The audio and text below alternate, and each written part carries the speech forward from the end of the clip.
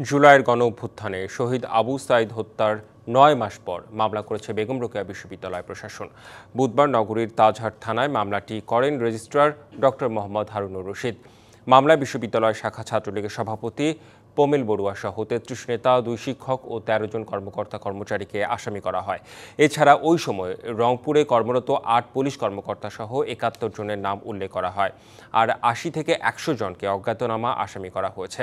মামলা বিবরণে বলা হয়, গত বছরের ১১, ১৫ ও ১৬ জুলাই বেগম রোকেয়া বিশ্ববিদ্যালয়ে ও পাশের মহাসড়কে বৈষম্য বিরোধী ছাত্র আন্দোলনের ব্যানারে শিক্ষার্থীরা শান্তিপূর্ণ কর্মসূচি পালন করার সময় সাবেক প্রধানমন্ত্রী শেখ হাসিনা, আওয়ামী লীগ সাধারণ সম্পাদক ওবায়দুল কাদেরের উস্কানিমূলক বক্তব্যে অনুপ্রাণিত হয়ে আওয়ামী লীগ, ছাত্রলীগ, যুবলীগ ও চিহ্নিত সন্ত্রাসীরা হামলা চালায়।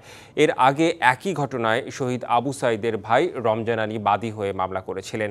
ট্রাইব্যুনালে থাকা ওই মামলায় এখন পর্যন্ত ৫ জন গ্রেপ্তার হয়েছেন।